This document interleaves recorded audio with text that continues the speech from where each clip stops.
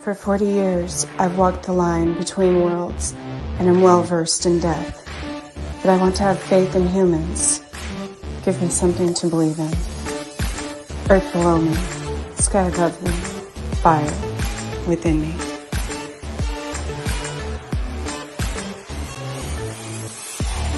Brought to you by UPRN Network. I'm Trish Mo, and this is The Missing Piece.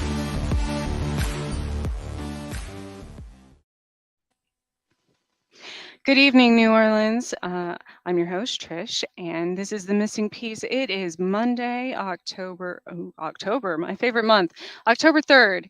And October, before I forget, because I have been working on projects for it all weekend, October is National Breast Cancer Awareness Month. So I do have a Boo Bees shirt that I created, and some of the profits for that will go towards the National Breast Cancer Foundation Research, or no, just Foundation Inc. Yes. So that will be coming soon. I will have a link for that as well, for my store under my YouTube channel, and which is just The Missing Piece with Trish Mo. As well as my new website launching this week, which I've been saying for like 2 months now, but I had to decide which was best to combine my businesses and such. So I also want to thank Carnation for sponsoring me, as well as the network. And again, this is 105.3 FM New Orleans and United Public Radio Network. We're also broadcasting live on Parapost Network. And tonight, as I told y'all, this was back, I know we talked briefly about it like a month or two ago in the summer, because I was in the woods a lot. But I am tonight. I do want to. I'm excited. We've been trying to plan this for a few weeks now, or a little while at least. And I have the Kansas Research Organization, right? It's the Kansas Bigfoot Research Society. Yeah. See, I know. This is why I should have my other screen open. Anyways, so I have Dan from the Kansas Research Society.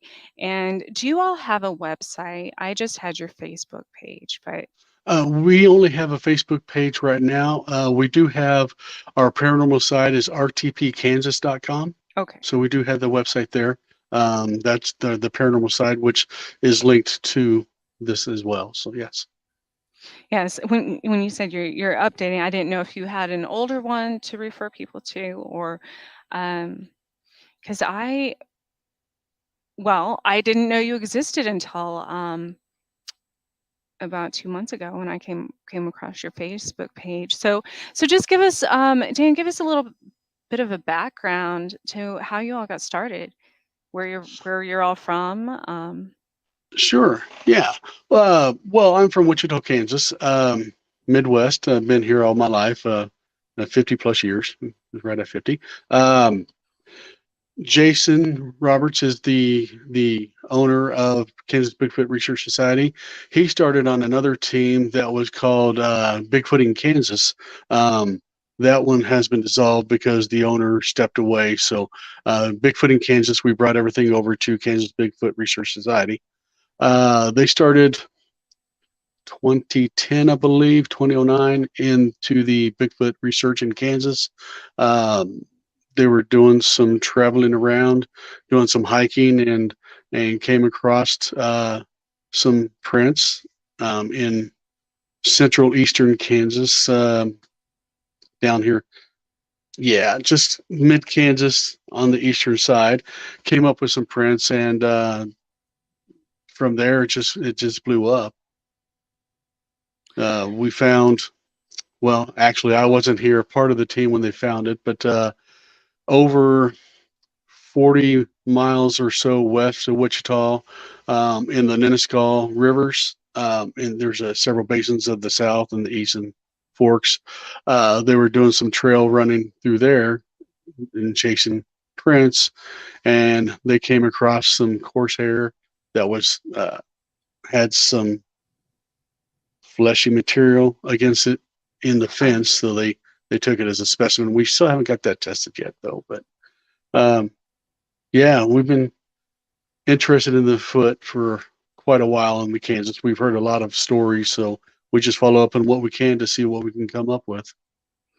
So it's interesting, you know, I've lived in Kansas off and on probably half my life, but and I've lived in you know, near Canada. I've also I grew up in with a national forest in my backyard in New Mexico. So I've been places where um, Bigfoot is and Sasquatch is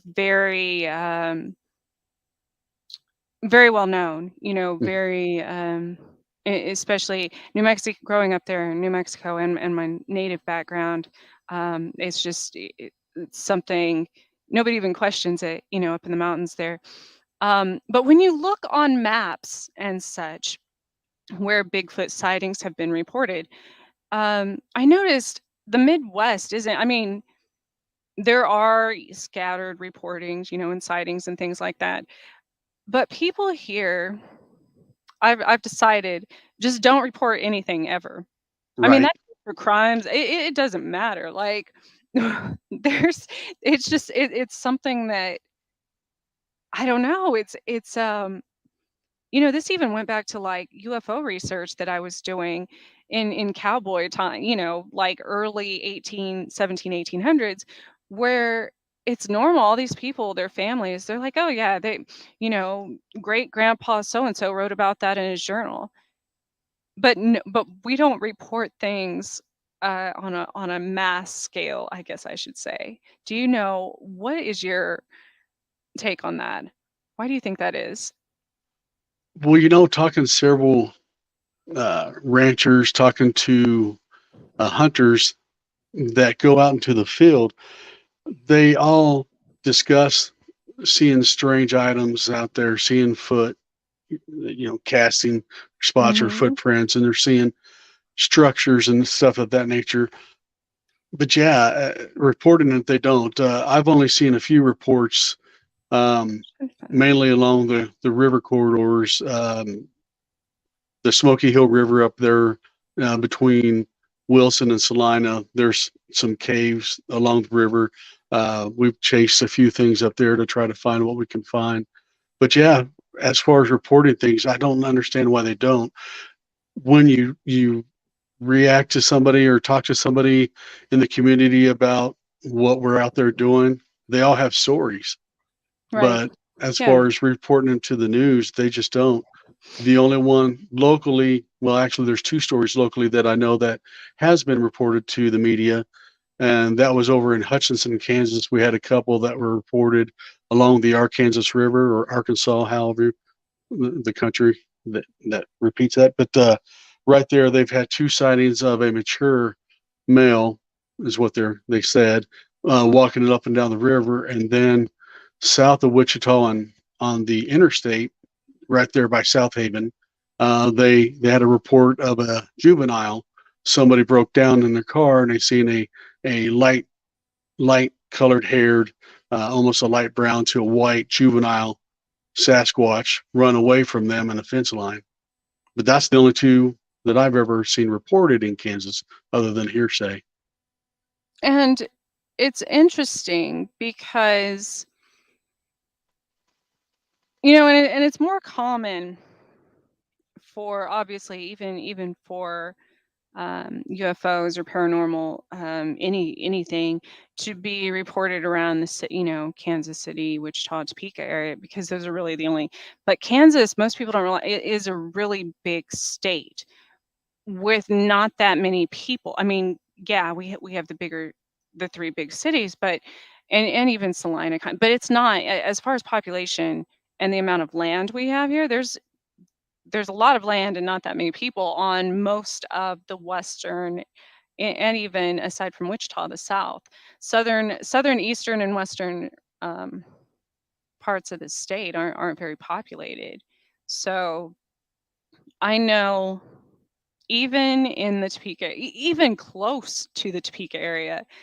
The first time I started talking about this before I reached out to you all, tons of people um, didn't contact the news to report it, contacted me and started sending me videos and all kinds of stuff. And I was like, of just areas which I could also resonate with because it's the same places that I had seen um, different markings and things like that um, right around my own, like literally in my own backyard, basically. So I found that really interesting too. I don't know if you all have had a lot of, directly to you, not to news and things like that, but directly to you, reports around the Topeka area.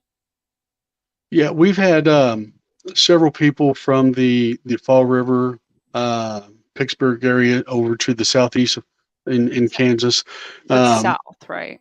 yes, yes, down Okay. in the south corner, down towards US 66, down there in that corner, Galena, Kansas. We've had several people come to us or catch us on Facebook and say, "Hey, we've seen this out here. Would you like to come out and investigate?" We've done a couple private properties out there that we've found some things out there, but yeah, people just don't like to report it to the news. I don't know if they just don't want to be ousted or, you know. Well, and that is one thing. Kansas is kind of behind times as far it's not behind times. It's just, people are there's a lot of really small communities and um they're just a lot of people are pretty private here, they just don't want the publicity.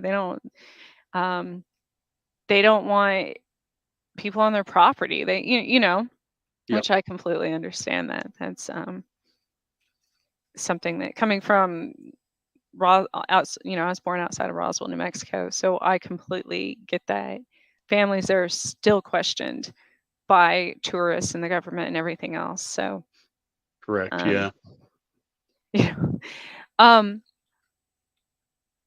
so Bigfoot, though, in your own research, for people who aren't as familiar, um, do you have kind of the background on, I guess, initial Bigfoot discovery or where the first you know, sightings occurred or anything? The first sightings that I know of, some of the older sightings in Kansas were up in the Atchison area up north, the northeastern corner of Kansas along the Missouri River. I know there were several sightings up there, but they haven't had sightings there for years that I've known. I haven't heard of any, but it was a pretty non-populated wooded area there for a long time, and now it's growing out with populations. So, but yeah, I down think here in southern Kansas, we just have a few wooded areas, and most of the Bigfoot sightings we get are along the river ravines, the Nenaskals, the Walnut Rivers, the Arkansas rivers, and of course the Smoky Hill River up there in Midwest Kansas. But now, have you seen a specific pattern to those? Like, do you think they're just going there for a water source, or do you think it's almost a migration type? You know what I mean? Like they follow the river.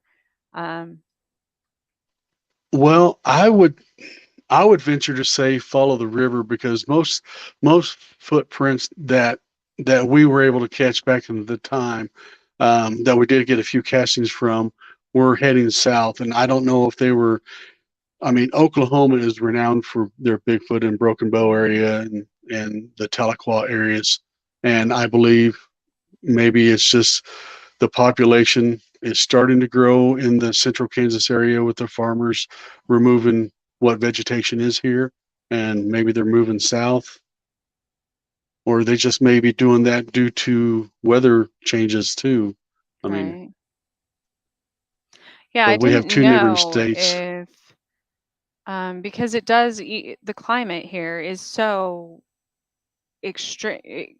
well, in comparison to a lot of places, extreme both ways, So I didn't Yep. know if maybe it was like a summer thing, or something that they go to cooler weather in the summertime and head to um, the warmer in the winter, or vice versa.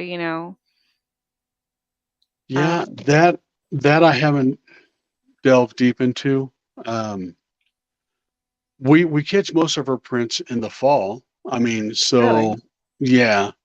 Um, but again, well, number one, we dislike going out there in the deep summer because the heavy brush and ticks and everything. We always have issues with that. But we usually go out in early spring, or we go out in fall, so we don't see much in the summertime. But Interesting. So I now, what is your theory on what exactly Bigfoot is? well, Do you, okay, so I there's so differ. many. Yes, I differ from most of what my team believe. Really? Um, but again, it's just a intuitive feeling, I guess you would Uh-huh. say. But most Bigfoot to me are found in the regions where the Native American population is heavier, and Right. national forest, the protected national forest. Um, I've had several people talk to me along the line that they're possibly an ancestral line of Native American, could be their own tribe of some type, um, or protected by the Native Americans. Because I mean, uh, some some believe that some pictographs that you can find on rocks up in Nebraska, there's some in Colorado, that have a basically a circle within a circle, is like a portal per Mm-hmm. se, that the foot use.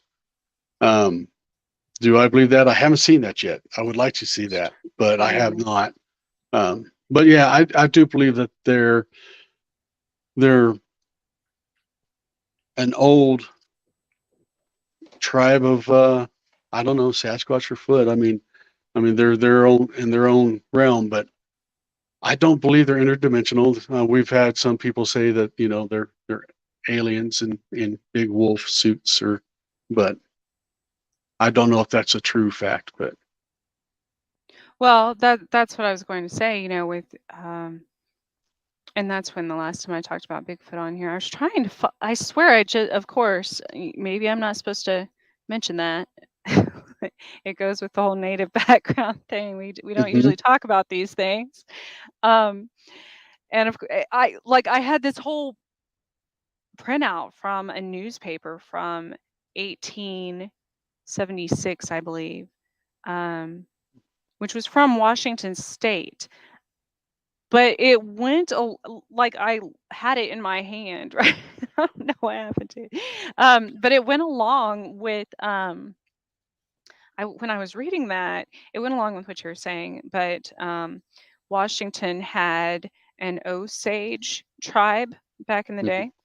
In Washington, there's tons of Bigfoot sightings and reports, and I don't know if it still is a law, but it was Bigfoot was protected there, legally protected from hunting for the longest time. Um, but this tribe, what made me think of that and portals, and we've talked about this sometimes with there's south of Topeka, there is the Osage State Park or State Lake. I don't know. I camped there once though, and that was the scariest night of my life. And Really, wow, because um first of all, being a medium, I was going camping that day, but of course, psychic medium, I know a lot of things I didn't know I knew until after the fact. And I had posted just a random movie clip on one of my social media of the Hunger Games, and where she's singing "Meet Me at the Hanging Tree." And so the next day, just randomly, I ended up camping with my friends, and we went to this spot, and I kept I kept getting messages from a man that the story, it, when I would stand under this tree, had a lot of energy. And I kept getting messages that this man was hung there. And I'm like, well, that makes sense. And I asked my friend, and they said that yeah, there were supposedly someone took their own life at that exact spot. Okay. But that didn't make sense to me. I'm like, no, this is something else. So um that night there were so which many times in the woods and by water there's a lot of spirits. But this was different. This was different. I kept hearing like getting boneyard and all these things, that and that a lot of spirits that had died there in a violent way, and something with hang. I'm like, okay, well, there's this tree. I get that. And when I was standing by the fire, there was something very large. Yeah, I mean, I could sense it. I could sense its frequency because I communicate with animals a lot of the time too, and but this was different. It had a um, different feeling. It wasn't human, and it wasn't a spirit. Um, I don't know, and it wasn't like an animal feels, as far as their energy. So, um, but we were staring at each other. Yeah, I couldn't see it because it was kind of far away, and I was standing in the fire, and it was in the woods, like watching us. And in the middle of the night, I wake up to something scratching, and I don't mean scratching a tree like I said, I grew up in the mountains. I know what a raccoon sounds like. I know what a deer sounds like. I know what a bear sounds. I know what a bobcat. I know what a mountain lion sounds like when they scratch a tree. This wasn't, and this was like intentional to let it be known that they were there. Um, and it was so loud, and it was during a full moon too. I might mention that.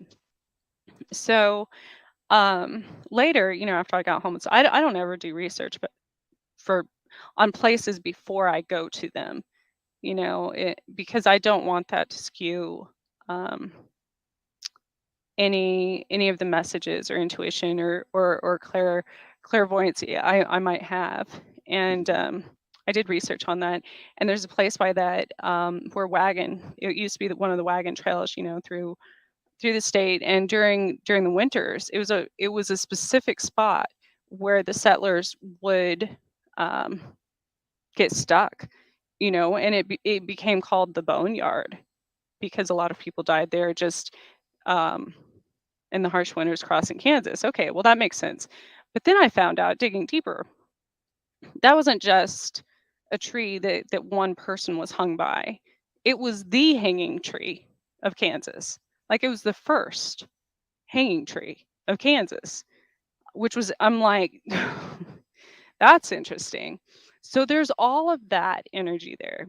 Well, then if you expand further from that, there were tons of reports of people hearing the same thing: screams in the night, scratching. They thought it was a bear because there had been bears spotted, on the highway, things like that. They thought maybe it was a bobcat, um, that they would scream in the middle of the night. For me, you go with walkers, shapeshifters, things like that. This was different though. Um, so that's one place I do want. It would be cool if y'all could come up and we could go there, because that's one place I did want to check out again someday. Um, Yeah, that sounds very interesting. and then there's a bunch around Topeka. Um, as far as, I guess, this whole area, in northern Kansas is on a specific parallel, especially like Atchison, and Um, so, what's your opinion on um, like the forest, the different forest symbols, not just the markings, like on trees and rocks and stuff, but the structures that people are finding. Right. So, Jason spoke to you with a little bit about a couple of things that happened to them down in Oklahoma. Um, they went down in Oklahoma and they found there were probably 20 structures in this wooded area that they had gone to. Um, trees, you know, 2, 3, 4 inches thick that were bent over in a in an oval shape, and it appeared to me by looking at the pictures that these were bedding sites. They had leaves inside and pine cones on the bottom, but they were almost igloo shaped, half igloo shaped, and they led down to a cave structure, which wasn't a very large cave.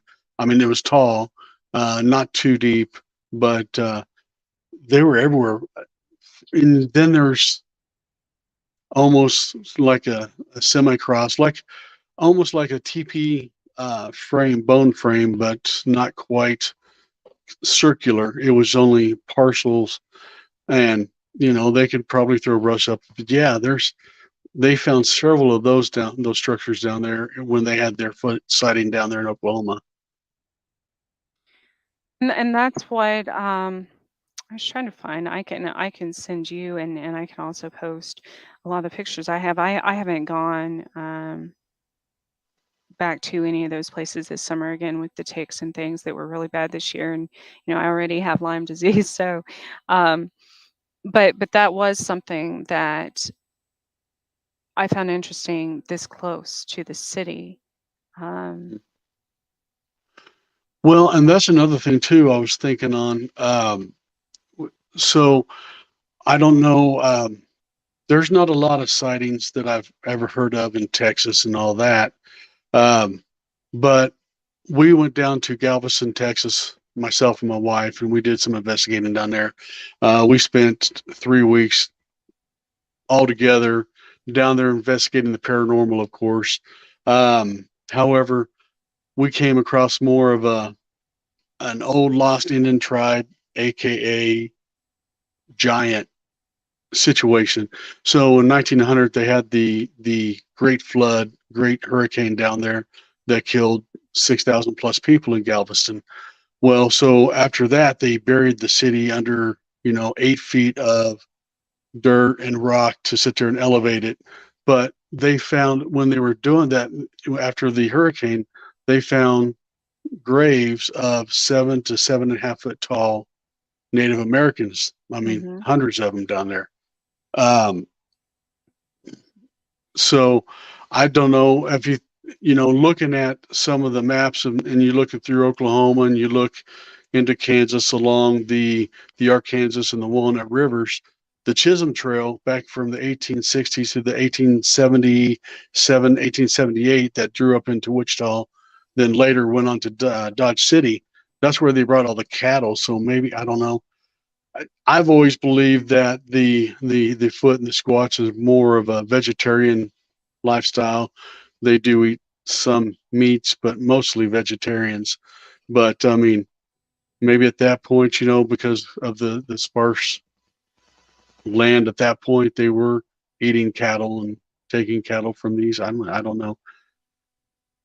I've always well, I mean, I've always thought of anything in nature, um, it being very to an extent, animals are much more sensitive, obviously, than humans. So, um, and that's coming from growing up in the forest and in the woods. Um, I was thinking about this, especially with Bigfoot, and even with I don't think people realize that. Yes, we have drones and we have satellites and we have modern technology and thermal imaging and everything else. But my backyard was hundreds upon hundreds of miles of forest, of national forest, where people don't go. There aren't there's nothing. Well, there's forest, but there's not. There's still places that are uninhabited by humans. Hmm. Um, in the United States and many places in the world. So it's not uh, it's not odd to me that scientists discover new species of animals every single day. Um, so the fact that people think it's so crazy to even imagine something like Bigfoot existing, um, I was talking about that though with someone today. How often do you come across a dead bear in the woods that died of natural causes? I'm not saying like by hunters or traps or anything.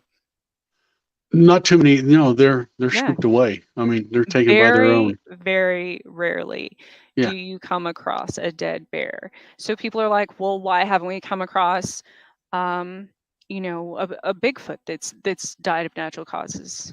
Well, I mean, just because humans do these things, we're literally savages. So like, I always say that we're we're the we're the biggest monsters in the world. Um, Correct. because because it's the same thing as far as hunting. Um, we're also one of the few species that I was thinking about when children go missing and stuff in the woods and in bigger forests, and you always hear these stories of a 4 or 5 year old, and all of a sudden they turn back up a few months later, 6 months later, some of them years later. And they talk about the forest people taking care of them, or even some that have been raised by wolves or whatever.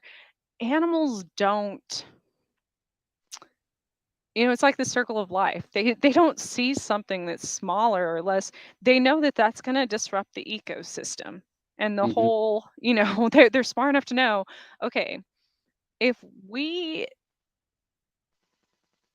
invade human territory, that's obviously going to be bad for us, and we can't coexist anymore. But another thing, if they see something like a child that's helpless and smaller than them, even with other animals, you hear about. I was thinking my giant, mountain dog getting along with this wild kitten that I brought in. They're it's instinctual to them. They'll fight it when it grows up, but not as Right. babies. Anything. We're the only ones that do stuff like that.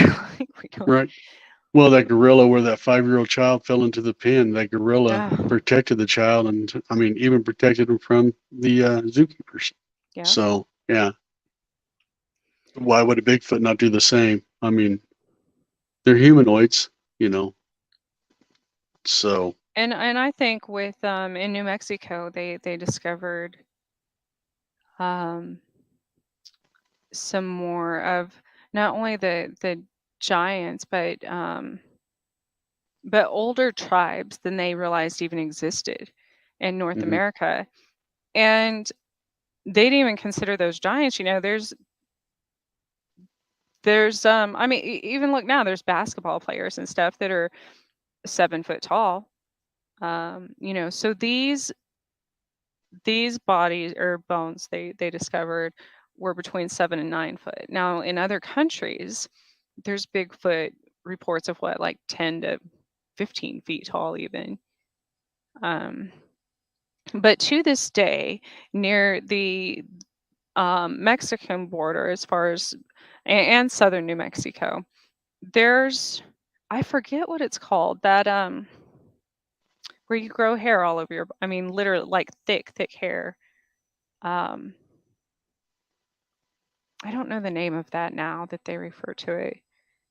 Do you know what I'm talking about yeah, though? they had a, well, even the guy, the he was like 5'7", 5'8", Mhm. Barnum Bailey Circus. He was the guy that they called the or the dog boy, Mhm. dog man, and he was from New Mexico, and Yeah.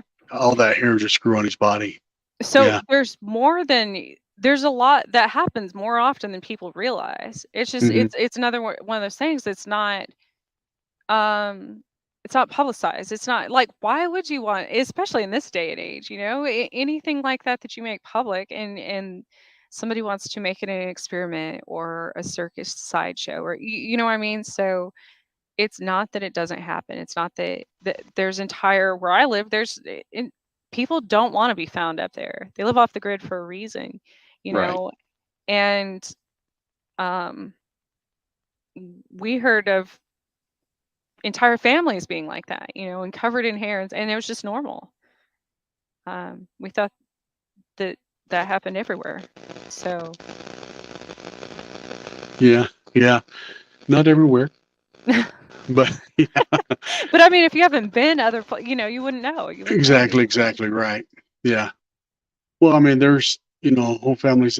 We've been multiple places. With South Dakota, we've been in places in South Dakota that time hasn't touched. Oh I yeah. mean, it's just so beautiful. Just, you know, there's roads. I mean, they do have to get out every once in a while to get something. Somebody does, but yeah, it's just beautiful to see that stuff. Colorado, same place. We've gone to a few places where we've hiked up to some ghost town to try to find.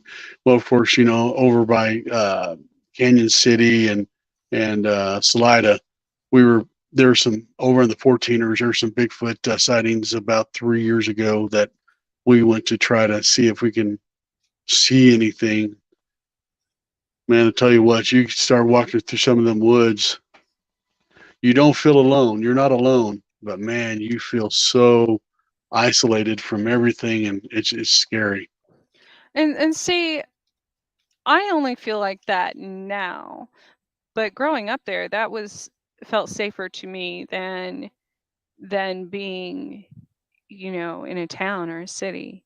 Um, Well, true. Obviously, Yes. um, because that's all I had ever known as a kid. And absolutely, people ask me all the time, especially on the show. They're like, "Well, why is it that you've seen so many different cryptids and interdimensional beings and believe in, the elementals of the forest and the fairy folk and all these things?" Well, because that's where I lived. Like, that was my environment. Um, if you're around it all the time, that's obviously what you're going to experience. Um, and I wasn't a threat, so I was a kid. So Right. um, I think there's so many times that we don't realize, even when I go with people out in the woods now, or watch videos of researchers or investigators, and they just walk through like nothing else lives there. Well, if you think about it, um, there's so much unseen. Even little, termites and ants and worms and things like that. You're stepping on all of that Hmm. the second you step foot outside, or in any woods. So imagine that anything else you can't see, you know. Um, and I know that's a big. Most people just tromp through and don't even pay attention to what they're doing or what they're disturbing. And I always say that, like, what if bugs and stuff and even spirits that come, what if they don't even know they stumbled into our house half the time, you know? So what Yeah. if it's the same with humans? Like, we're just going through the woods and here we're in someone else's house. Like, that Yeah. that bed that you're laying in is their living room, Yeah. or like you know what I mean? Yeah. Because I mean, the whole ecosystem is alive, and you're Mhm. walking through a wolf's den, or you're walking through, Yeah. yeah, just all the animals live there, and all the creatures, even the cryptids.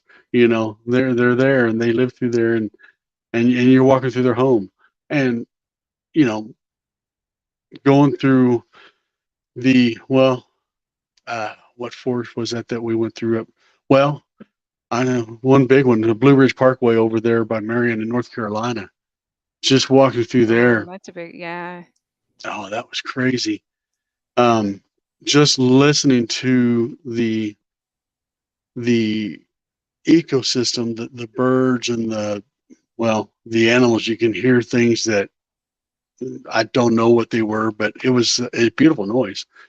But yeah, but you upset them because we walked through and we were walking through them one Mhm. evening and it went from, I mean, you heard everything to you heard nothing. It was just Mhm. silent. The wind wasn't blowing. The birds weren't singing. Nothing was going on. So somebody was upset. So we left. So And that brings me back to Bo's question. I know little about Kansas geography. Any reports of them moving along power line right of ways? That's interesting because I was just about to mention when I'm in the woods and can actually dial into, it's easier for me to pay attention to my other senses. Obviously you don't have all the noise of the city and electronics and stuff. I can immediately s- detect hunting cameras, hidden hunting cameras, things like that, because they have a different frequency. mhm, And so I assume, and the same with many psychics and mediums, like I was talking about, animals feel different, spirits feel different, human spirits feel different than um, otherworldly spirits. There's different energy. It feels different. And so I assume with anything in the other animals and stuff, it's the same for them. We come in with all of this negative um, energy. I'm not talking like because of our thoughts or what. I'm talking about like literally from a city, or from a town or from wherever, or if you have your cell phone on you, even, or if you're holding a video camera or any of that, a radio puts out a specific electronic frequency, and that can be sensed, by everything. So, mhm. and it's foreign to them, and it feels um, electricity, unnatural electricity it does feel negative, you know. So, Yeah, I've been in several instances where the electronic, the energies, the EMF, sorry, mhm, the electromagnetic field is just so strong and so pulsating. Um, in our paranormal, we've had several people. Well, we feel negative energy. We feel something is amiss in here, and a lot of times we've come to find out that it's just a faulty kitchen stove or a refrigerator that's pulsating energy that it shouldn't be. It's on its last leg. They change appliances and it fixes a lot of it, or some bad wiring. But man, that energy does. I mean, yeah. it affects people. I've had 2 heart attacks and a few strokes, because I'm that sensitive to EMF um, frequencies. I can't even certain times I can't get too close to power grids or like Wi-Fi towers and stuff. So, Ouch. but Now you were talking about ley lines a while ago. mhm. Have you hit the 2 to 3 areas in Kansas that are bound by several just to feel the energy there? Probably unknowingly. I mean, I'm always drawn to all these negative places. Oh, that's where the power line thing is. I that's what I've noticed. I'm always drawn to, even though they're dangerous to me, and I'm always drawn to these areas because there's probably something trying to give me a message there, and I didn't realize that was happening for the longest time, um, but I have ended up at quite a few uh, very significant places that you can feel, and then that gets into a whole different, we talk about when you have multiple energy sources. So, for instance, here outside of Topeka, there's the Kaw. Kaw Valley River Park, I believe it's called.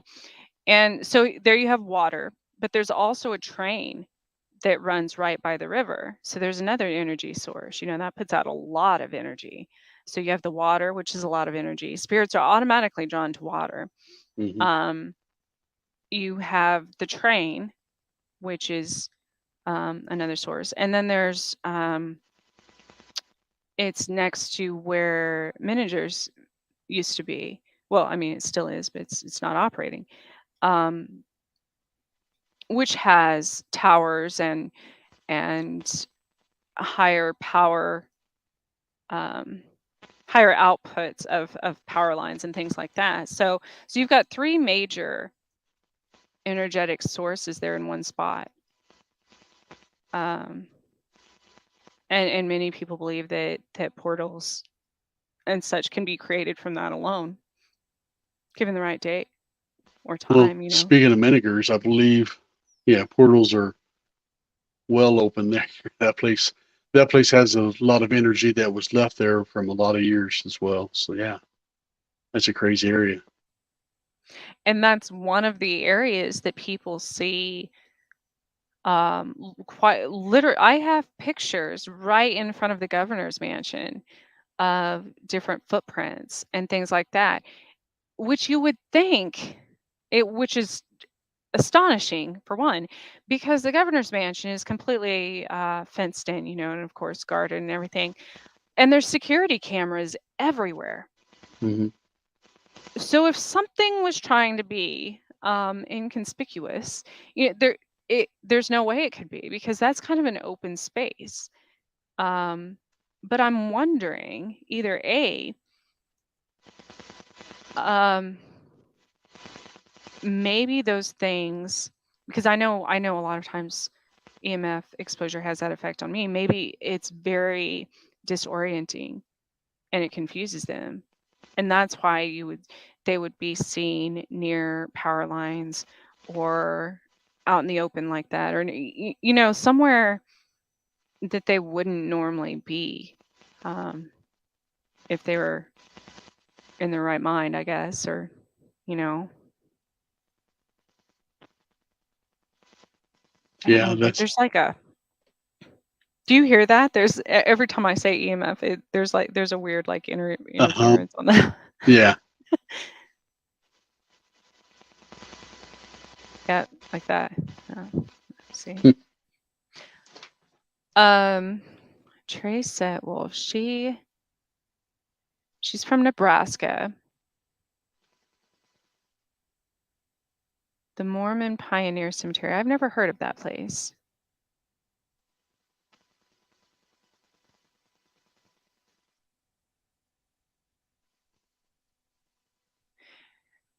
Now, I don't know. I personally don't believe it's an entity that wears the fur of um, as a form of concealment for different, as like a predatorial thing. I think that's a completely um, different being. What's your thought on that?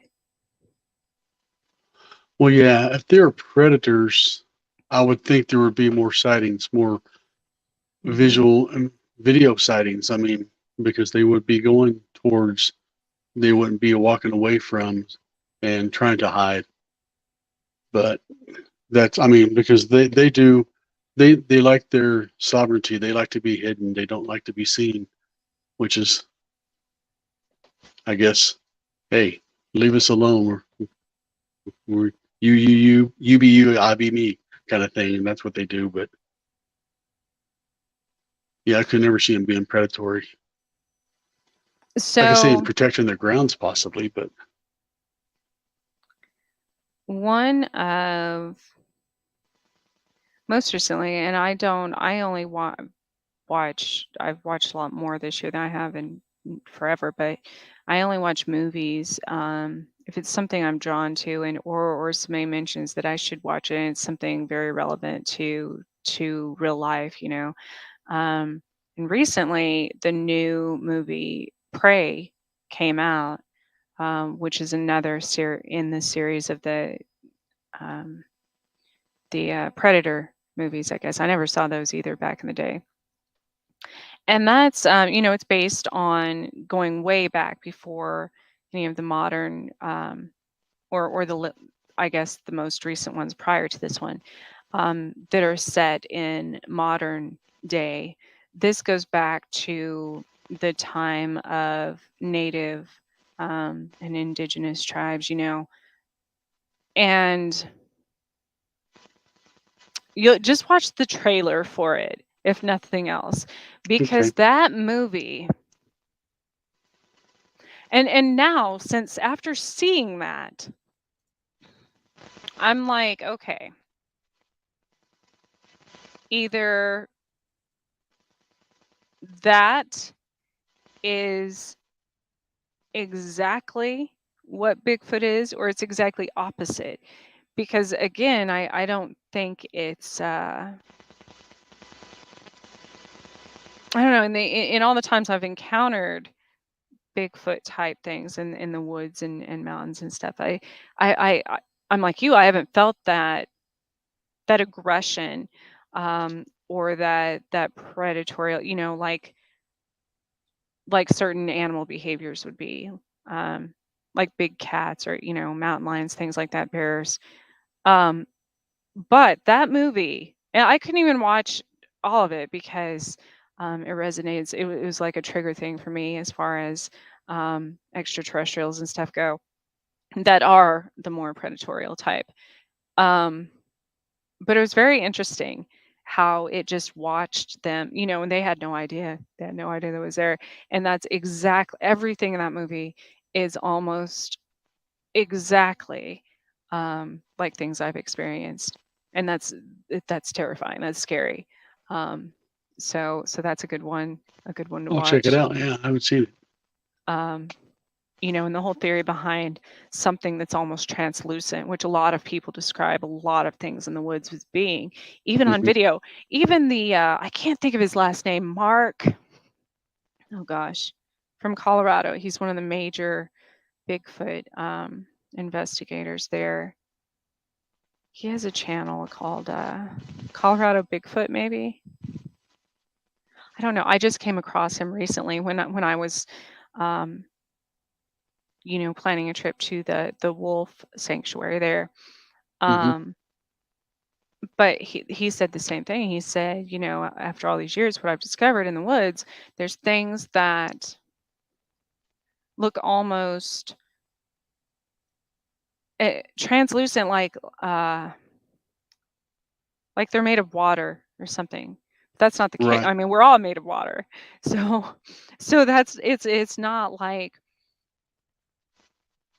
and there's so many theories on that too when it comes to spirits, and absorbing because it helps them manifest. Water does, obviously. That's why water attracts so many spirits, but um something like it's almost the same to me as like an invisibility, like a hologram, like a holographic, like a lot of the reported UFOs use, but it's on a being, which is interesting. Um, Animals can see it. Um, a lot of people that have been around these things long enough can sense them and see them in that sense. But I think that's what natives consider the forest people are like the elementals, which Well, I've seen. yeah, with you talking with so like the team when they were down in Oklahoma again, they seen, so when they seen and found all the structures and stuff. Okay, so one evening they were camped. Okay, it's a little bit of a story, but they were camped in an RV out there. They were doing an investigation on a home that they believed that it was possessed by a demon. So they were down there. They've been down there like 3 times prior, just investigating the house and all that nature. Well, they started investigating the forest, and of course, that's when they found the structures and everything. Uh, One evening, several of them were in the camper because they did not want to sleep out on the ground because you hear stuff, you see things. They didn't want to be outside, so uh, half the team was camping out. The other half the team was in the camper, an RV, and they had turned the lights on, and uh, because they were going to go out to the restroom, so they turn the lights on, and they see somebody crouched down, standing beside a tree, and it was again almost holographic, I guess you'd say. Mhm. And they're like, well, there's somebody over there by the tree, and crouched down. You could see the shape of they said that you could see the shape of it. You could see his knees bulging out, his backside, and bending up, and he had an arm around the tree trunk. And but the thing, crunching down was almost 5 foot tall, and so somebody who wasn't as intimidated by the area jumped out and started running towards it, and all of a sudden, it kind of like disappears behind the tree. They see on the other side of the house what they thought was another being, another squatch. They seen the silhouette of him. He was trying to. They this is what they thought he was trying to distract them so this guy can get back away because he got caught, he got seen. So hey, let's make some noise over here to get this guy gone. And they got so distracted and just here. But 4 people that day seen what they thought was a squatch in this area. But yeah, it was, and they had fairy lights, and they found, and we got some video of it. Again, if I had prepared, I'd have a lot of these pictures for you. But they did find some fairy lights in a cemetery that was about 3/4 of a mile away from the property. Red, greens, and blue lights. Some of them were chest high. You can see them in the pictures directly out in front of you. You can see them floating away into the woods. Some of them above you in the sky. It was just beautiful looking at the pictures, trying to figure out what that was. And all we could call them is fairy lights because that's what they look like to us. But yeah. So a lot of those beings, most things, in especially in higher frequencies, if you're in a especially nowadays, humans vibrate at a very low frequency, just in general, because of all the things that we surround ourselves with and pollution, things like that. Other beings, many of them show up to us as a light or an orb or things like that because their Merkaba, their physical vehicle per se, moves faster than the human eye can detect. However, many people, if you catch that on, um, video or camera, things like that, and you slow it down, that's when you start getting silhouettes, Hmm. of many people said like fairies and things like that. Now, anytime in my experience, um, it's not like cryptids have different designated areas for all of them to be at. So in my experience, they many of them um, live amongst each other and very they're capable of um, all living together and existing in the forest, obviously. So but a lot of times people aren't able to differentiate between say what we consider like leprechauns or fairies or whatever, the tree spirits, things like that. um and it's no different than different races of people or animals, different species of animals, things like that. It's no different. There's so many. um and so I think that happens a lot of times too when people are investigating. They'll actually encounter multiple different beings and not even realize it, you know, Hmm. because they're not familiar with that. That's not even that's not their reality. So, um, I can see There, that. so you might try it's easy with iPhones now too. I don't know about Samsung. I haven't had an Android in a while. I'm actually going to go back to a flip phone here shortly. Just because I can't, I have a camera, so I don't need a smartphone. And I know how to Correct. survive in the wilderness. But on an iPhone, you take the live video, or not the live video, a live picture, a still picture, but it always does it, if you have that setting turned on, live. So you Hmm. actually have a short clip of whatever you've captured. A lot of people fail to, when they're doing investigations and stuff, a- as a medium, that's how I get messages a lot of the time.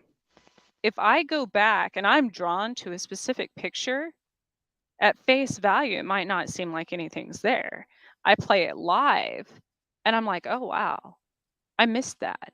It might be a word, or it might be something that moved in that frame when you play it live. And I've caught so many things with that setting now, because you can loop it, and you can, there's loop, there's I can't think of the other settings right now, but there's like three different settings. Um, and it also has, iPhone also has the slow motion capabilities now, and time lapse. And so most recently, during we this last portal day, there were over 90 reports of UFOs, between Topeka and Kansas City. Yeah, it was last week. No, weekend before last. Which I mean, I always expect that. It's portal days. Um, but what you can do, your phone picks up what your eyes can't see. So a lot of times it'll put the little, like a camera trying to zoom in, um, even if you just point it at the sky or something. I could see like a what looked like a blemish, like there's something off about a cloud one day, and I'm like, well, obviously I can see that, but how can I prove this in a picture? And there's actually an app for blind people, where your phone will detect objects and people and animals, and it will put that on the screen, and it will speak that, you know audibly as well. And I pointed it at the cloud, and it said ship, and I'm like, well, and it outlines it, Hmm. and that's a new tool that's free to you can download the app, um and use, um in situations like that in the forest or in your house, or for spirits or whatever. They even have thermal imaging, like night vision apps. Instead of going, you don't need expensive equipment. If you intuitively feel something's different, that's how I used to save myself from certain negative entities, was from my iPhone years ago, Really? all the Wow. time. Yeah. And people might not, well, they might start believing it here shortly with all the changes in the world, but um I have tons of evidence that way. Yeah. Well, I got a brand new Samsung. I have to try it out. I know it's got a few features on it, but I've heard that Samsung can literally take a picture of like the surface of the moon wow. with their new cameras.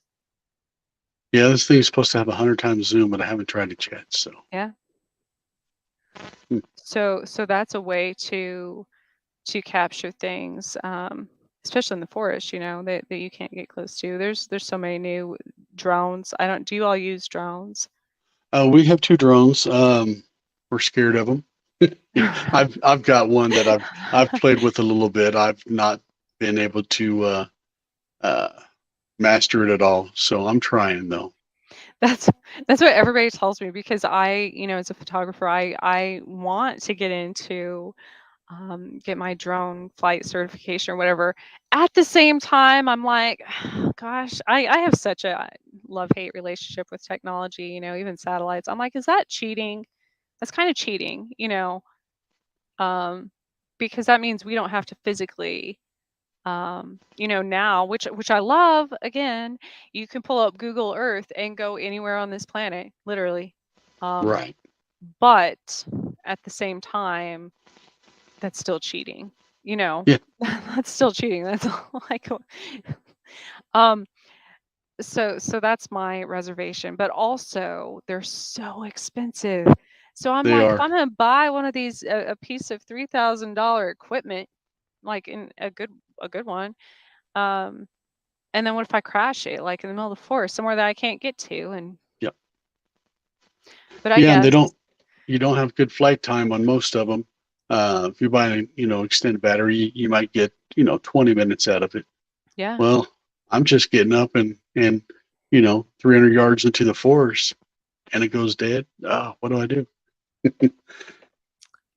You know, um, and I guess that's any human, trial and error. Think about airplanes. The first one, Right.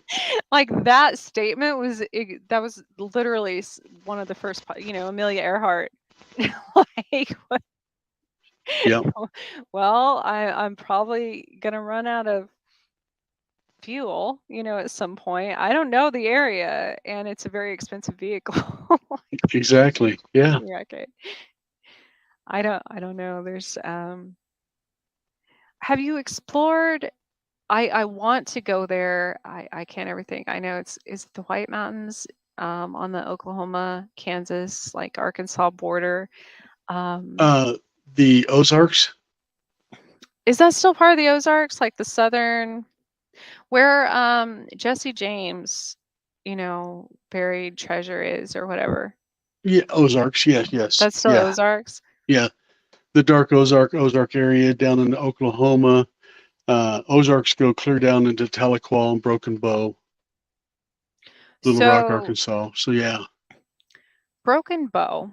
I'll have to do, this is a whole story in itself, and which also brings up, I don't know, some people have said Bigfoot, some people have said extraterrestrial, some have said, um like a witch doctor in a cave. But I had a dream. Um it's probably been, it was right when everything started opening up again. So it was probably 2020. It was probably 2 years ago, I think. Yeah, well, not even two. It was year before last. I know that. Um, I had a dream about these two little girls, um, that visited me, and I'd never seen them before. And this started popping up, uh, in my awake life. As far as, I bought, I don't know, some hairspray or something that had a little girl that looked almost exactly like the one in my dream that that I bought before I had that dream. And I'm like, okay, well, that's obviously in my life, something I should pay attention to. And one night in the middle of the night, the story of a really old story too. This wasn't like one of the modern. This was like unsolved mysteries, from the 90s probably. Came up about the Fort Scott Girl Scout murders. And I I had, as soon as I woke up one of those days, I had drawn a map. And as soon they showed a map on TV, and I was like, "Oh my god, that's I drew that map. I drew the map of the route the murderer took for who killed these girls." I didn't know anything about the story, and that's actually when I first started embracing mediumship. But when I started having more dreams about that, about these caves down there. And yes, there was, a native, um nobody really, they called him witch doctor, shaman, whatever, but that was affiliated with that trial and everything. But then there were reports of UFOs and being some type of extraterrestrial, just attack and, massacre. There's been reports of hellhound, or like a black dog, which is common for things like that. Hellhounds, things like that. But this keeps coming up in my life, so obviously I'm probably supposed to investigate. It happened in the summer of 1970. I think it was 76, 78. Are you familiar? It's in the Broken Bow area there. I'll have to Um, look that up. I have not. The only yeah, thing that it's a gets it's a me, big deal. Broken Bow is a strange, unique place. I mean, they, of course, they have their Bigfoot and their Sasquatch down there big time. That's one of their biggest things down there. Of course, it's a reservation too. To me, again, protection of the species. But no, the big thing that gets me down there is the owl man. It's a half human, half owl. Where people have spotted him. He usually perches on top of a church, and if you see him, then you're going to die. And it's he's witch doctor basically. Right. He's a boneless man that turns into an owl. So yeah, you need to look that up. That's big down there. And it's funny to me, being a witch, all these, it's so not only in native beliefs, but obviously in paganism and Wicca, and even other since Egyptian times, and many other cultures and religions and stuff. Um, I even had Denny Sargent 2 weeks ago on uh, werewolf magic. That he's up in the Washington area, and that's a big thing up there. And so, but it's not. It's everything's depicted in this movie, like, horrific um, sense, because yes, many witches, witch doctors, things like that use astral projection or embracing certain spirit animals, um, to harness um, some of those, if they want better vision or hearing or senses, or like that of an animal, things like that. And as with anything, as with any human for that matter, as with any animal, there's the good and the bad, obviously. Um, I was talking about that, like with the new Hocus Pocus coming out. Again, no, witches don't go around eating babies. Like, well, some do. Yes, some absolutely do. There's huge trafficking tribes of certain, witches. Well, I don't know if that part still exists as far as that goes. But back in the, obviously, um, in other times, other eras, it absolutely happened. But then there's the good too. There's um, in my own beliefs, I don't believe in harming anything. Anybody will, you can ask me, like, I will pick up a poisonous snake or spider or anything, and move it to a safer place. Like, I Mm-hmm. don't kill things. I don't, I don't. And so, uh, even with Mothman, I had a dream about Mothman. I actually had, and it was during all these sightings. I even, yeah, 2 weeks ago, before all of these shootings and everything else started happening again in Topeka, for that matter, and all the UFO sightings. Um, there was a dead bat um, in my yard one morning, and animals. There used to be a hawk that followed me everywhere in my life, like for, I don't know, a year and a half probably, and then I'll change to a different animal, and so I consider those at the time different. Sometimes they're different ancestors, sometimes they're guides, sometimes they are uh, other people's familiars that they've sent to spy on me. Sometimes they're um, other other beings, you know, um, concealing themselves as an animal. So you have to be able to discern what's the good from the bad. But it's like the it's like the clan of werewolves. They don't try to harm people. They try to boost their own confidence and strength and heal themselves, you know. Now Mm. some probably try to harm people, but but I think, especially with like witches and stuff, I haven't decided. Yes, some do very bad things, but for the most part, like I said before, we're drawn to healing people and helping people. So we just happen to be at all these places where these bad things either are about to happen or already happened. And I'm wondering if that's the same case with like Mothman, Owlman. You know, there is a warning, absolutely, but it's like a black cat. The black cat itself is not always bad, but it's the symbolism that we've given to you know what I mean, like red Yep. flags. Yep. So I think we're just always in the wrong place at the wrong. It's like the Green Mile, you know. He's Right. the one that everybody thinks is big and just a monster and a felon, and he's the one that's trying to save everyone. And you know, I think a lot of times that that happens with the monsters of the world. What if Bigfoot's trying to do that? You know?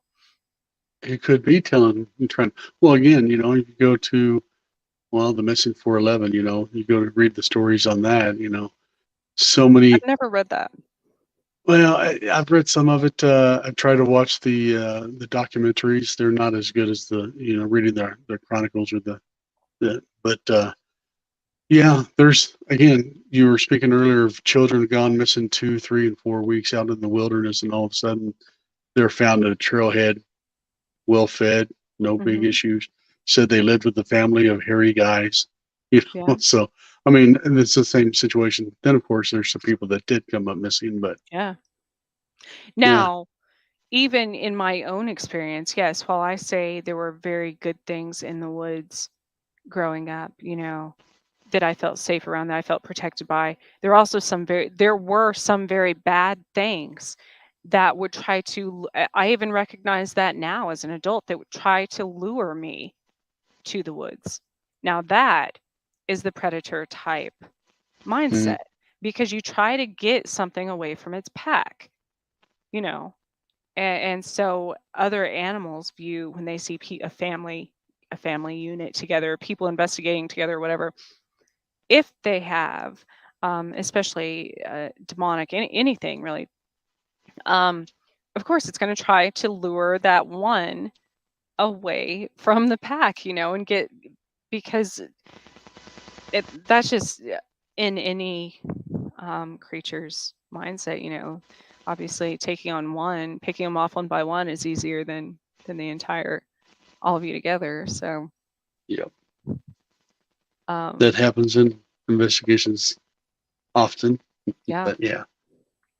And it even, I don't care how, you know, people are like, well, every psychic or medium or whatever I meet is always attacked by these things and is always, well, of course, just because, and we know it, we know what to look for, and we're still influenced all the time. Um, Now, granted, yes, I do have better discernment, obviously, than I did, you know, 10, 15 years ago. But yes, I am 100% capable of being attacked or manipulated or possessed or anything else, you know. Anyone is. Um, I think I think teaching people, I think we become so disconnected. You know, I talked about that with Denny Sargent, as far as he was talking about people harnessing, you know, embodying the spirit of a wolf or things like that. I think we've become so disconnected from that part of that's in our nature, you know, that makes it hard for us to discern what's dangerous and what's safe in any situation, even with people, you know, Correct. Yeah. especially with people. Yeah. Gosh, serial killers were always like the guy next door who, you know what I mean? Your best Like, friend for 30 years, you know? exactly. Yeah. And Yeah. that's We had one scary. here in Wichita that got away with what he did for 35 years before they Nobody would found out who he expect actually it. was. So Oh, yeah.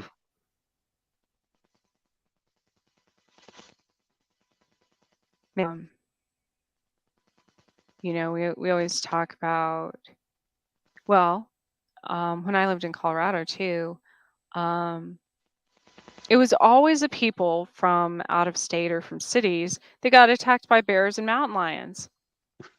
Yeah. And they're like, well, why don't the people that live here get attacked by them? Because they live amongst. No, because we're not stupid. Like we don't.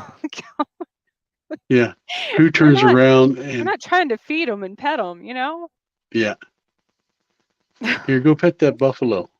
Oh my! Take I a saw picture. that. I saw that. He wants his picture taken. Oh my Nope. goodness. I had family that used to live near Yellowstone, as caretakers a long, long time ago, and the like boundaries. If you live there, you know it's dangerous, right? Like, Right. we're not gonna go walk through a herd of buffalo. Like, why would I do that? It's like walking through a herd of elephants. They're like 15 times my size. They can step on me, you know. Yes. Yeah. But then, but we think as humans we're invincible, and with weapons and things like that, that oh, it can't harm me. Or maybe if I don't see it, it's not there. That's the same as a person saying I don't believe in negative entities that can affect my life. Okay, well they believe in you, so that doesn't matter. Right. It's Yeah. like, And just I because think, you didn't look the lion in the eyes doesn't mean he's going to eat you. He's going to eat you. Don't. yeah, there's still that's another one of those. Oh my gosh, what was it? The guys that raised the tigers. Oh, Sigfrid and Roy. Yeah. Yes, yes. Um, that was. i- It's like my kitten with my daughter. They love each other to death, but when one or the other's had enough, she like the kitten will bite her or something, and she doesn't Yep. do that to anyone else. She doesn't, but it's that whole power struggle thing. It's like it's still an animal. Yeah. So, They still have their wild notions about them. Yeah. and most things, even people, don't um don't become aggressive or aren't triggered unless they feel threatened. The Right. biggest part of our being is feeling safe, safe in our environment, safe amongst other people, animal, whatever it is. So that's the only, I was talking about allowing a brown recluse to live right next to my doorknob, my front door, for the longest time because um one, especially with witches, we consider them protectors of the home. Um, but also I'm not worried about fear's an illusion in that sense, and fear puts off a vibration of its own. I used to I was bitten by a brown recluse. I've been bitten by dogs, cats when I was younger. When I was younger, I was the one that got kicked out of zoos and stuff because it would upset my presence there would upset the tigers and the lions. And it's because I was afraid of them. So I was putting off of that, and animals tend to mirror, reflect our emotions, So once I figured out that they were only aggressive towards me and afraid of me and threatened by me and biting me because I was feeling the same way about them, you know. And I think that's important to remember in the woods. So I'm not worried about this brown recluse biting me because just because one has doesn't mean they're all going to bite me, you Right. know. So but plus we're just coexisting in the same world. You got to coexist. I don't like brown recluse spiders, though. I don't either, but like I said, most bugs, most infestations, whether it be due to spiritual entity, demonic things or extraterrestrials or what have you, they're usually there because they're attracted to, they actually aid in absorbing negative energy, certain insects. that's their role in our, you know, what do you call it? I was gonna say our bio, not biosphere.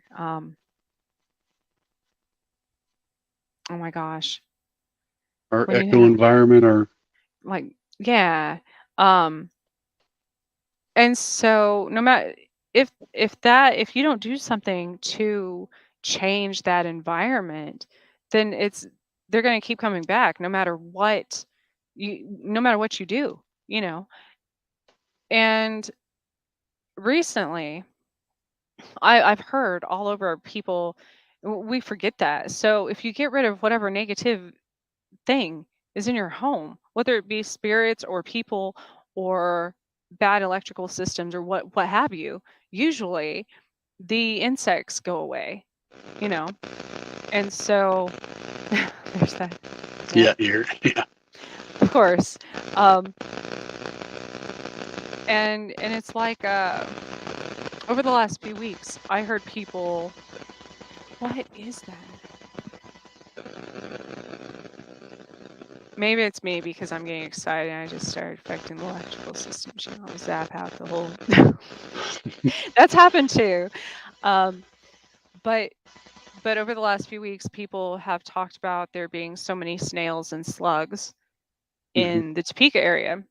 I was like, okay, well, why would that be? Is it's not a weather difference because it hasn't fluctuated that much.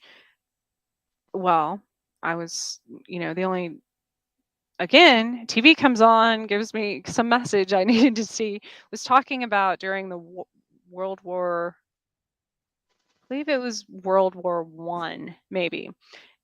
The military utilized snails and slugs to detect radiation. Hmm. So, makes you wonder, because you can get radiation from the environment too, from the soil, from the sun, from whatever. And so I started thinking about it. I'm like, I had a dream and a channeling back in like April during the spring equinox about, I said something about a massive solar flare. And I'm like, maybe, I start thinking I have to prove things scientifically because I'm one of those people too.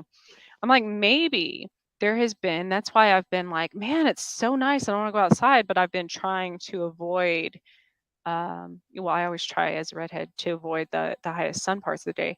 But I'm like, maybe there's a reason I've been, intuitively not going outside because maybe the sun, I know solar flares have been worse this year, but maybe in this specific time because I've seen so many of these slugs and snails that maybe that's actually a reason, you know.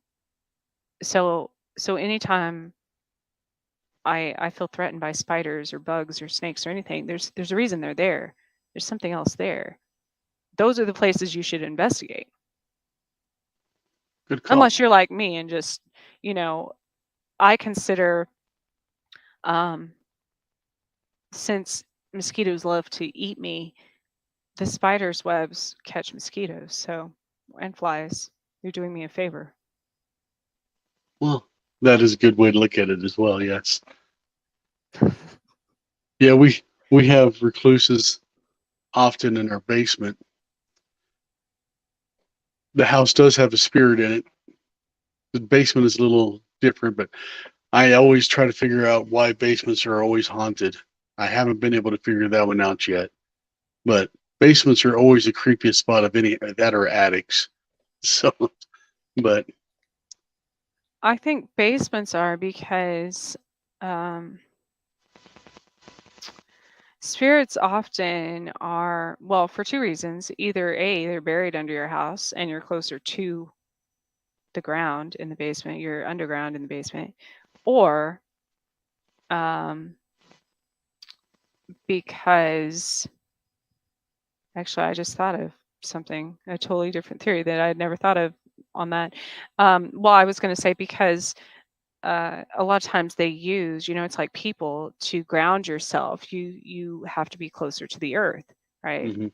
So with spirits to manifest, they can use the earth as an element to manifest or um But then I was thinking about what we were talking about. We don't always know what's in our environment. So it's like living in an apartment complex or a high-rise building or something, or, condo. You don't know what's below, above or below you. Hmm. True that. Pompeii, they built an entire city that lived over that for how many, like 30 years before they ever realized that city was sitting on top of another city. Correct. Yeah. So I know, I'm sure Wichita does. Well, of course, Wichita. What am I talking about? I didn't even realize that big pyramid they built underground there. Um, is it like a hospital or something? Like there's a pyramid under Wichita. Like what's that called? It's the We have the biodomes. Don't know if any pyramid, but yeah. So it's just within the last, I don't know.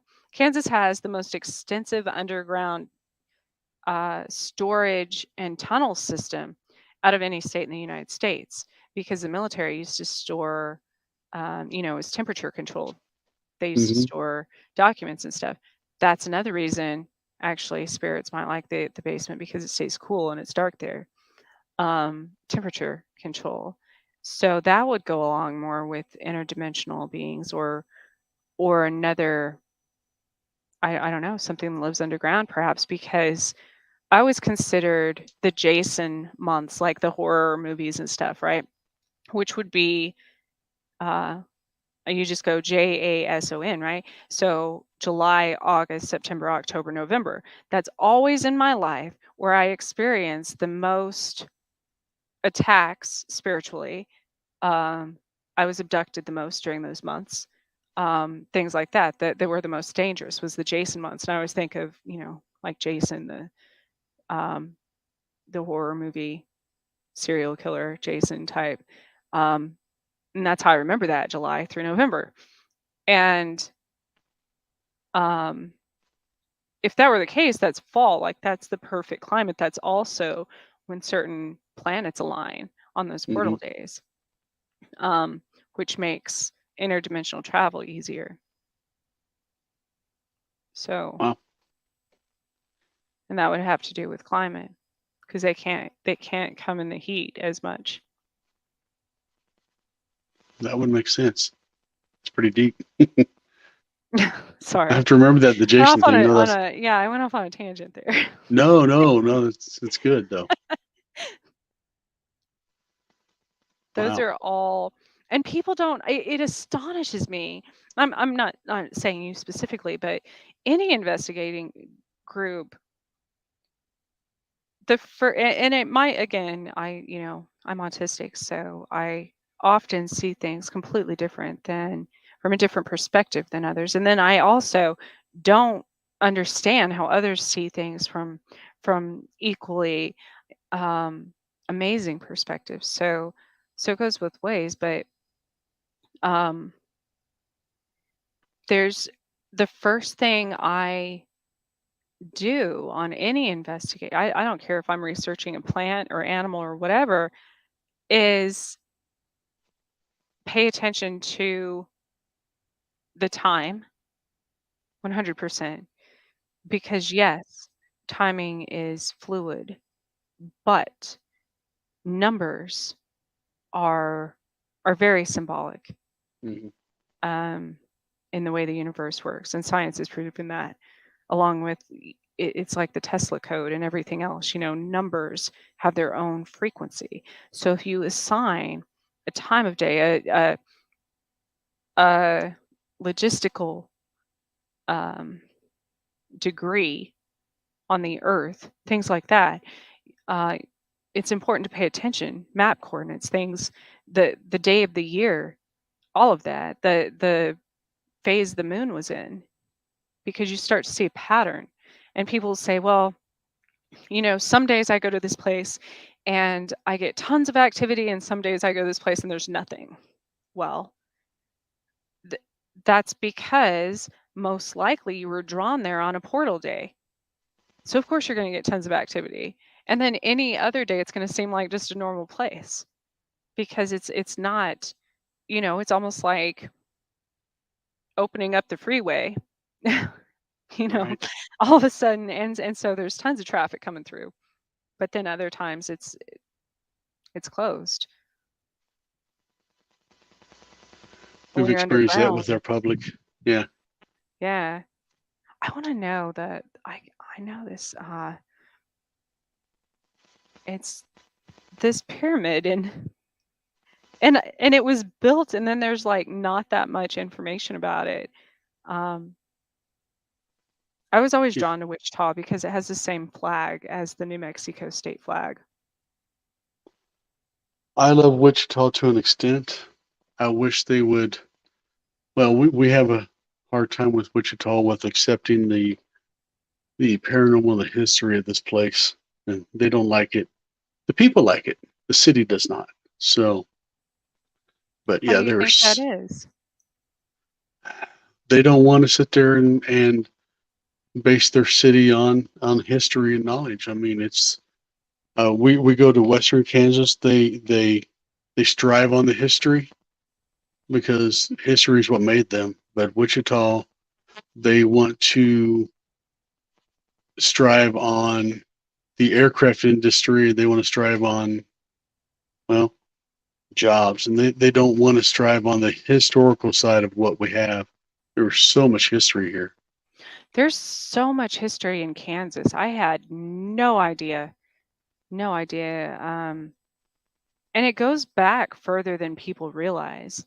And we're just now discovering that. What was it, last year before last? Archaeologists discovered some of the oldest shark fossils, in western Kansas, in the entire world. Like that's because if you think about it, when water would have been here, on the flip side of um, before it was the prairie, um, that was a long time ago, obviously. And Right. but there's other things too that are amazing. You know, and there's been a lot of bloodshed too because we're like the halfway point, but we're where everybody came to fight. Well, but they found one of the first Aztecan cities in Kansas down by Ark City. It's hmm 3,500 plus years old. yeah, It's they've so far they think they've found 10,000 residences down there of wow, I didn't know. from the Aztec city. I try to pronounce the name, but it'd be wrong. But Etzinetza or something of that nature. Huh. But I didn't know it was that there were that many.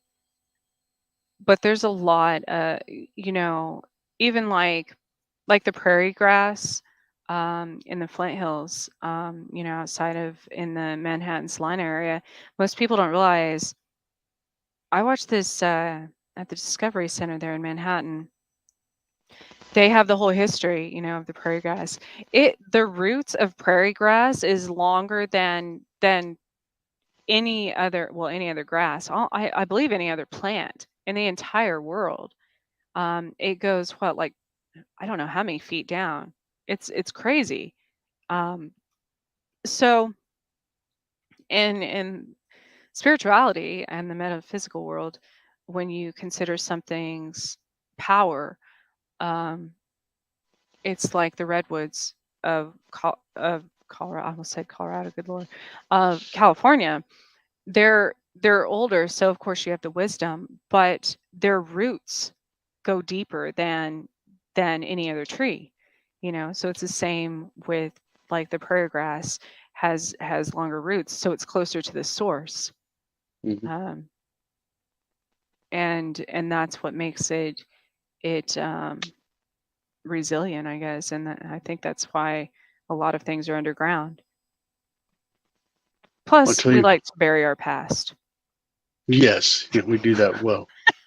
I'll tell you what. Driving through the Flint Hills in the evening time, and just looking across that and seeing, well, not for sure what you see, but you see some things. Oh, It, the lights and there's stuff out there that and there's nothing there for miles, but you see lights and you see movement, and it's so beautiful. yeah. But yeah, I wrote a poem actually about the prairie land and life on the prairie years ago, um, which was interesting because in the astronauts talked about fireflies, but I talked about the fireflies of the prairie because they're always there. They live there. They're there during the daytime for that matter. They don't go away, but we only notice them when they allow themselves to be seen, which is a good reminder in the paranormal world. It's always there, you know. Um, and it, I know it takes people one a lot. It's a lot to accept that.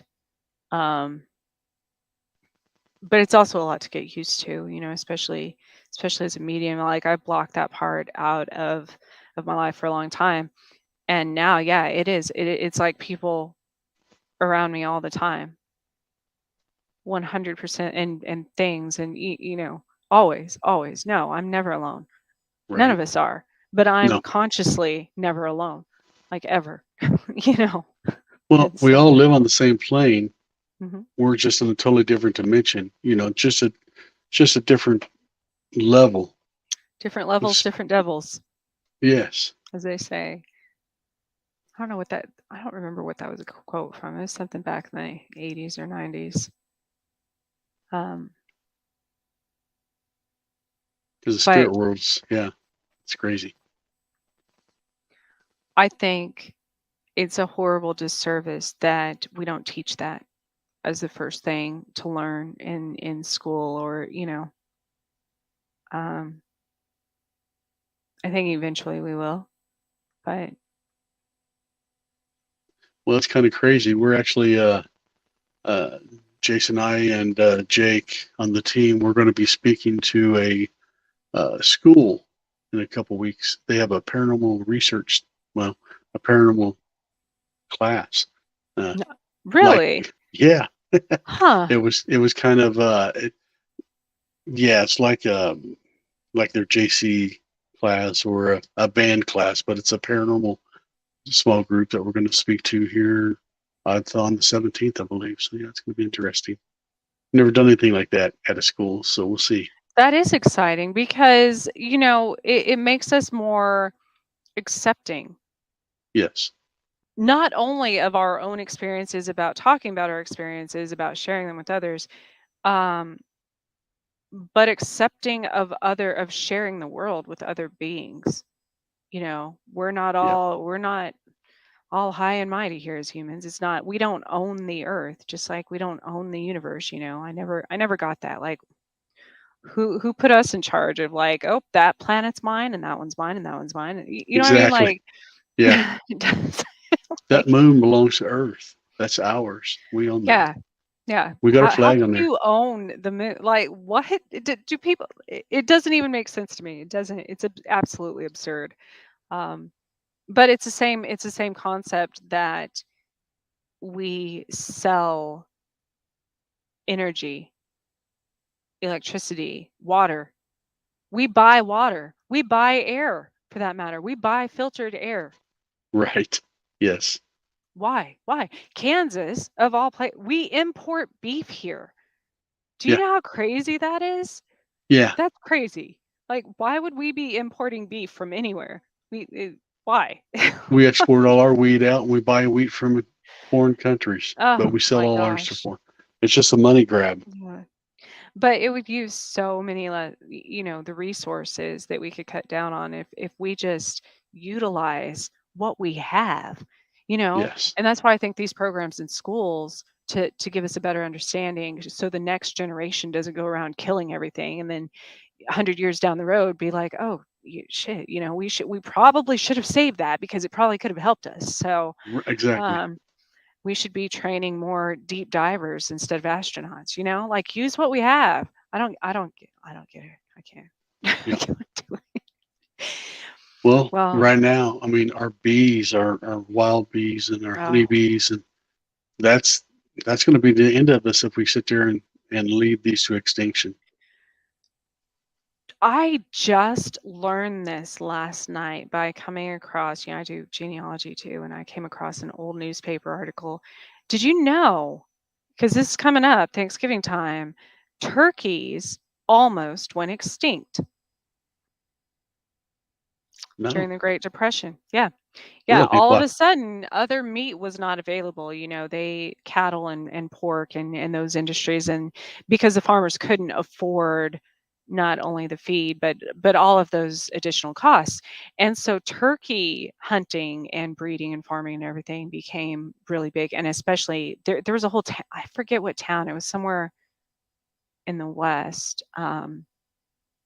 There was like a whole turkey thing. Yeah, they just, slaughtering turkeys, and then the hunters, by overhunting, they were almost extinct, which is hard to believe now because we have an abundance.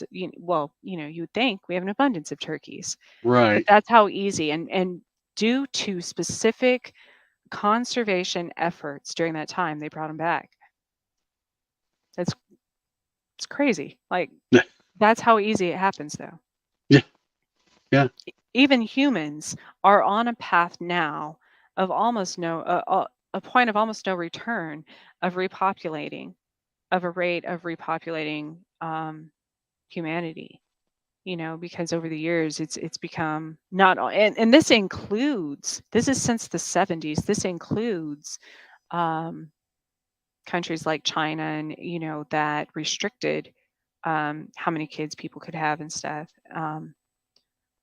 So all this stuff we're doing, perhaps all these other things are like literally trying to show us the way and smack us in the head every single day and be like, look, like, you need to wake up and see what you're doing. And because it affects them too, and maybe that's what these extraterrestrials are doing, obviously.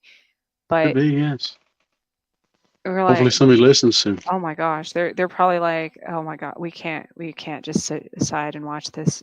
Oh man, they're just going to destroy themselves. And we're literally like the aliens depiction of South Park every single day. They're like, they're like, Yes. okay, we got to go save them again from. Wow. Well, Dan, I didn't even realize it's 10:06. It has been a pleasure speaking with you. I want to get together. It'd be fun to go live and do some, I could show you all some places around here, and or even I've never actually, I've been through Wichita many times. But I've never actually stopped there. I've never, you know, um, explored the area or anything.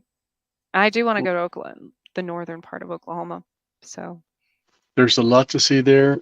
There's a lot to see here. If you ever come down through here, let us know. We'll show you some places, and we can come up there real quick too. We come to Topeka a lot, so we've been to a few really, places up there. Yeah.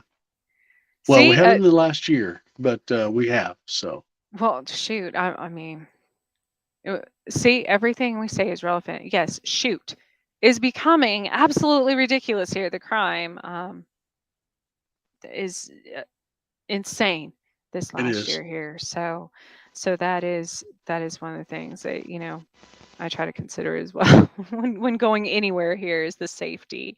I Right. always tell people to be safe, especially in abandoned buildings or forests or wherever, trails. As I said, I'm more worried about humans I'm in an encounter than I am any animal being, whatever, out there. So I'm there um, with you for sure. yeah, definitely we'll have to set something up. Um, Okay. Again, tell everyone what the name of your website, your Yeah. Facebook site, I Okay. guess. So on Facebook, you can find us RTP or Road Trip Paranormal. Also, you can find us under Kansas Bigfoot Research Society. We're going to be adding a lot to that. We're getting ready to go do some exploring here relatively soon. We're going to get some more pictures. We're gonna start posting our pictures on that website as well of our castings that we do have, of the hair samples that we have that we need to get tested someday. And then again, as far as actual hard websites, is rtpkansas.com. And we will have Bigfoot Research, Kansas Bigfoot Research Society tagged on there as well. So you can find us all there.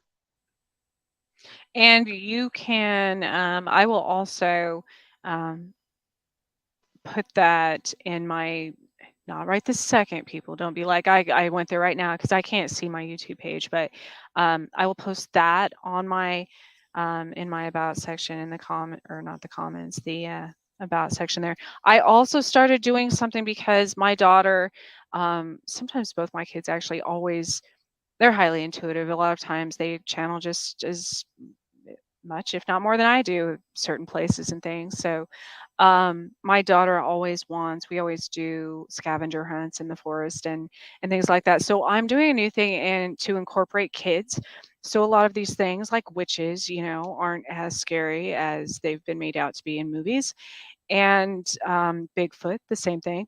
So I have created, I'm going to post it if you go to my YouTube page, like this video, subscribe, because it is my personal YouTube site is newer, so I haven't really advertised it, but I'm putting the link to, I have like a free kids printable. There's a coloring page. There's some there's like random, I know everybody likes printables for kids that they don't have to do anything. There's random scavenger hunts, things to look out for. There's different, oh gosh, I don't know if you can see. There's like a little Sasquatch fact sheet that they can write their own, findings and stuff. And I will post the link to that in my about section too. You can go there and just print that off. So if you have kids or even adults, I like to color. So there is that. Um, Otherwise, again, Dan, thank you so much for joining me tonight. I look forward to working with you all in the future and talking to you again. And everyone else, have a safe week out there. This is my most exciting month. It's like Christmas, for which it is. October is our new year, basically, after Samhain. So I've got a lot of things coming up this month. Be sure to stay tuned. And thank you to Carnation again for sponsoring us. Have a good night, everyone. We'll see you next week.